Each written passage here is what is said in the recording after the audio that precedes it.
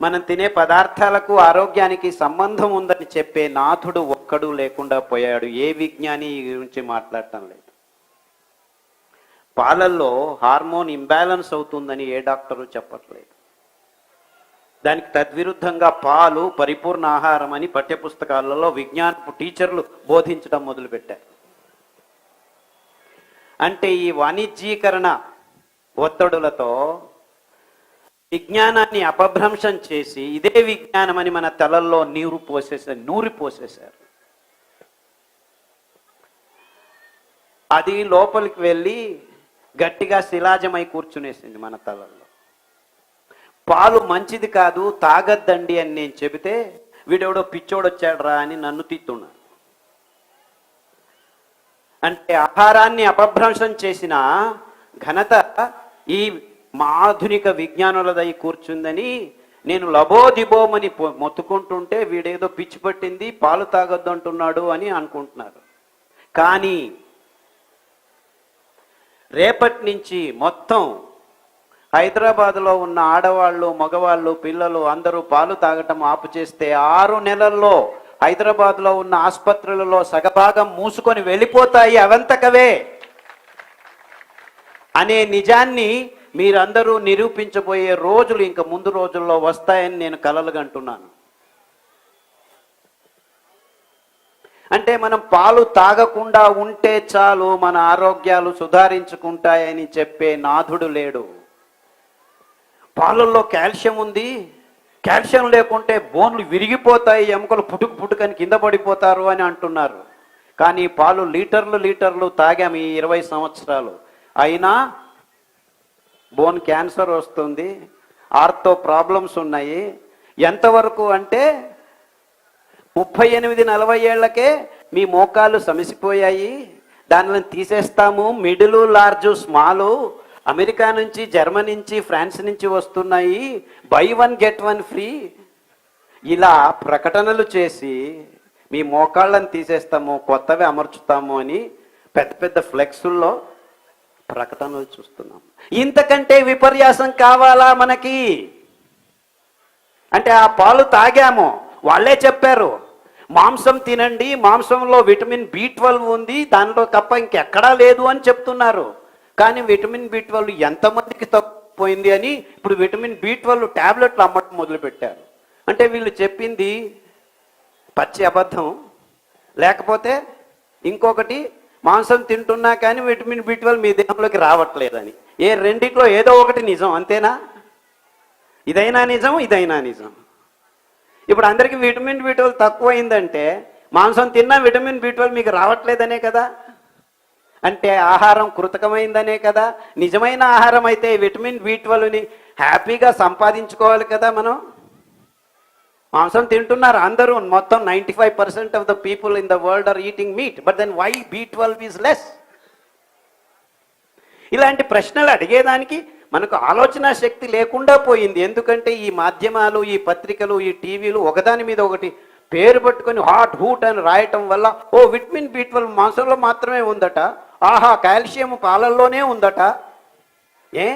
నువ్వుల్లో calcium 10 రెట్లు ఎక్కువ ఉందని ఎవడు రాయడేంటి?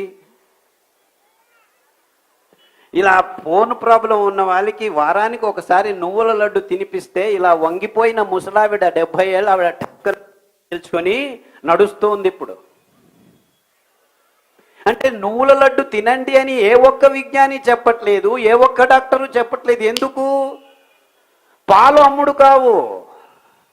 నువ్వులు తింటే ఆ మెట్ట భూముల్లో 4 వానలు వస్తే సాలుల్లో సామెలు కొర్రలు పెంచుకుంటుంటే నువ్వులు పెంచుతాయి. అవంతకవే 1 ఎకరానికి 2 క్వింటలు. ఆ క్వింటలు నువ్వులకి కేజీ 300 రూపాయలు, 400 రూపాయలు ఇస్తే ఆ రైతన్న బాగుపడతాడు అని ఏ ఒక్క విజ్ఞాని ఇంతవరకు ఆలోచించలేదే. ఎందుకంటే ఈ విజ్ఞానులందరూ ఈ బాక్స్లో కట్టివేయబడ్డారు. పాలు మంచిది, ఇది మంచిది, అది మంచిది, ఇది తినండి, అది తినండి అని చెప్తున్నారు. చివరికి పీచు పదార్థం లేకుండా ఆహారం తింటున్నావయ్యా అని మాలాంటి వాళ్ళు చెప్పడం మొదలు పెడితే అవునవునవును కినోవా ఉంది, టెఫ్ ఉంది, చెఫ్ ఉంది అని అదేదో ఎక్కడో పెంచిన పదార్థాలను తీసుకొచ్చి మళ్ళా మన తలల మీద రుద్దేదానికి న్యూట్రిషనిస్టులు అందరూ కట్టకట్టుకొని పేపర్ల మీద ఆదివారం ఆరోగ్యం అని చెప్పి రాయడం మొదలుపెట్టారు. అర్థమవుతుందా నేను చెప్పే విషయాలు? అంటే ఇవంతా వ్యవస్థితంగా ఈ బహురాష్ట్రీయ కంపెనీలు మన ఆరోగ్యాన్ని, ఆహారాన్ని, పదార్థాలని అన్నిటినీ కబలించేసి మేము చెప్పిందే ఇదే ఆహారం, ఇలాగే తినండి, ఇలాగే ఉండండి, మీకు రోగాలు వస్తుంటే నో ప్రాబ్లం, ఇక్కడ ఇంకొక వ్యవస్థను తయారు చేస్తాము, టాబ్లెట్లు తీసుకుంటూ ఉండండి. ఇది నిజమైన చిత్రణ, కటు సత్యము. అంటే ఇంత భయంకరమైన క్లిష్టమైన పరిస్థితుల్లో ఈ అంశాలన్నీ ఒకదానికొకటి అంటుకొని ఉన్నాయి. ఆహారం సపరేట్ కాదు, ఆరోగ్యం సపరేట్ కాదు, వ్యవసాయం సపరేట్ కాదు, రైతన్న సపరేట్ కాదు. 4 వానలు వస్తే నీళ్లను లేకుండానే కొర్రలు, అండుకొర్రలు, అరికలు, సామెలు, నువ్వులు, ఉలవలు ఇలాంటి అద్భుతమైన పదార్థాలని పెంచుకొని తింటూ ఉన్న రైతన్నలు కాదు కదా, కొండ చర్యల్లో పెరుగుతున్న ఆ ట్రైబల్స్ జనాంగాల ఆరోగ్యాన్ని కూడాను గబ్బులేపి ఈ 2 రూపాయలకు బియ్యం ఇస్తామని చెప్పి ఆ బియ్యాన్ని వాళ్లకు తినిపించి 130 మంది ట్రైబల్స్లోనూ డయాబెటీస్ రోగం తెచ్చిన ఘనత ఈ ఆధునిక విజ్ఞాన కృషి యుగానికి సంబంధించింది అని గట్టిగా పెద్ద పెద్ద గొంతుతో చెబుతూ ఉంటే అవునా అవునా అంటే మాకేదో రోగం వచ్చింది పర్వాలేదు, మల్టీ స్పెషాలిటీ హాస్పిటల్స్ వీధికి ఒకటి పుట్టుకొని పుట్టగొడుగుల్లాగా లేచొస్తున్నాయి. దాన్ని అలా జరుగుతున్న భయంకరమైన సత్యాన్ని డెసిఫర్ చేసుకోలేక మనమంతా రోగులమవుతున్నాము. వారం వారం రోగులు ఎక్కువ అవుతున్నారు నగరాల్లో అని ఎవరు చెప్పకపోతే ఏమి చేయాలో దిక్కుంటే అక్కడ ట్రైబల్స్ కూడా ఈ రోగం వస్తుందంటే ఇంకా మనం తింటున్న ఆహార పదార్థాలే దీనికి కారణమని ఎవరు చెప్పకుండా ఉంటే ఏమీ తెలియనట్టు మనమందరం ముక్కు మీద వేలేసుకొని ఈ డాక్టర్లు చెప్పేది, ఈ విజ్ఞానులు చెప్పేది వినుకుంటూ ఇంకా కోడిగుడ్లు తినండి, 2 నిమిషాల్లో నూడిల్స్ రెడీ చేసుకొని మీరంతా వంటగదుల్లో ఎందుకు కష్టపడుతున్నారు? చిచి వంట చేసే పనేనా? ఆడవాళ్ళు హౌస్ వైఫా ఆహా అని నీచంగా చూడటం మొదలుపెట్టిన ఈ కార్పొరేట్ వ్యవస్థ కల్చర్ని ఇంకా పైకి తీసుకెళ్ళి ఆడవాళ్ళని కించపరుచుకుంటూ ఈ అద్భుతమైన సిరిధాన్యాల్ని, అద్భుతమైన వైవిధ్యమైన పదార్థాలని ఎందుకో మా తాత ముత్తాతలు పెంచుతున్నారని ఆ మెట్టభూమి రైతులు 4 వానలు వస్తే ఇప్పటికీ అమాయకంగా పెంచుతూ ఉంటే దానిలను చూసి క్యారే అనే నాదుడు లేకుండా తయారవుతూ ఉంటే ఎక్కడ దొరుకుతుంది న్యాయం? అంటే ఇంత గందరగోళంలో మనమంతా ఇరుక్కుపోయాం. మీరు అనుకుంటున్నట్టు ఇది సపరేట్, అది సపరేట్, ఇది సపరేట్ ఏమీ లేదు ఇక్కడ. మీ ఆరోగ్యాలు చెడిపోయింది, ఈ ఔషధి కంపెనీలు బాగు ఉద్ధారం అవుతున్నది, మల్టీ స్పెషాలిటీ హాస్పిటల్స్ పుట్టగొడుగుల్లాగా పెరుక్కు వస్తున్నది. ఇవంతా ఒకటే, వేరు కాదు. అంటే మన మెట్టభూమి రైతన్నలు 60% ఉన్నారు మన దేశంలో అని ఒకవైపు పెద్దగా రాస్తూ ఉండేది.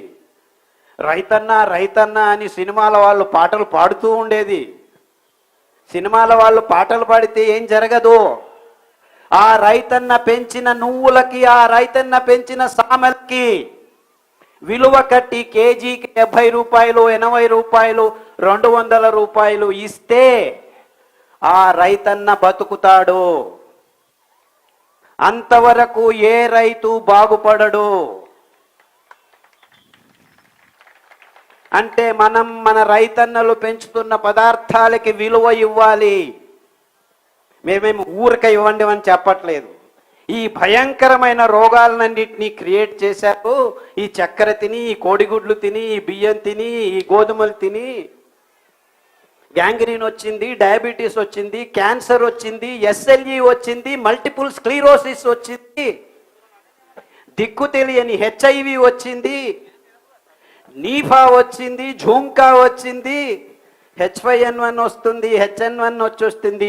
ఈ రోగాలన్నిటికీ మా దగ్గర మందులు లేవు, వీఆర్ క్రాసింగ్ ద ఫింగర్స్ అని ఐసీయూలో డాక్టర్లు చెప్తూ ఉంటే ఏం చేయాలో దిక్కు తెలియక, దేవుడా మమ్మల్ని రక్షించు అని చెబుతూ ఉంటే, ఏమీ ఇబ్బందులు లేవు, పాలు తాగండి, ఇంకా రోగం ఎక్కువ అవుతుంది, చక్కెర తినండి, 2 రోజుల్లో పోయేవాడు 2 గంటల్లో పోతావు, బియ్యం తినండి, బుద్ధిమాంద్య పిల్లలు పుడుతూ ఉన్నారు, గోధుమలు తినండి, హార్ట్ అటాకులు, నిర్నాళ గ్రంథులు లేచిపోయి థైరాయిడ్ ప్రాబ్లం వస్తుంది. ఇవన్నిటినీ ఆపు చేస్తే ఈ రోగాలన్నీ 6 నెలల్లో మీ దేహం నుంచి మాయమవుతాయి. దానికి కావాల్సింది పీచు పదార్థం, పిష్ట పదార్థం. అద్భుతంగా, సమన్వయంగా, సమర్పకంగా, రచనాత్మకంగా దేవుడు ఈ 5 సిరిధాన్యాల్లో పీచు పదార్థాన్ని, పిష్ట పదార్థాల్ని పొరలు పొరలుగా అమర్చాడు. కేంద్రం నుంచి 7-8 పొరల్లో అమర్చుతూ వస్తున్నాడు. పై పొరలలోకి వచ్చే వాళ్ళకి అద్భుతమైన యాంటీ ఆక్సిడెంట్ కారకాలు, రోగ కారకాల్ని తీసేసే ఈ పీచు పదార్థాన్ని దేవుడు అద్భుతంగా సమర్పించాడు మనకి ఈ 5 సిరిధాన్యాల్లో. ఈ 5 సిరిధాన్యాల్ని మీరు మార్చి 2 రోజులు ఒకసారి తింటూ వస్తే ఈ క్యాన్సరు, ఈ ఎస్ఎల్ఈ, ఈ రుమటికారిజము, మీ మోకాళ్ళ సందులు, వాతాలు, ఇది అది, మైగ్రేన్లు, గ్యాంగ్రీన్లు, హెచ్ఐవిలు, ఐబిఎస్లు, ఎస్ఎల్ఈలు, కొల్లైటిస్, క్రాన్స్ డిసీజు, ఏమేమో పేర్లు, దిక్కు దేశాలేని పేర్లు పెట్టుకొని ఆధునిక మానవుడు సతమతం ఉంటే ఇంతే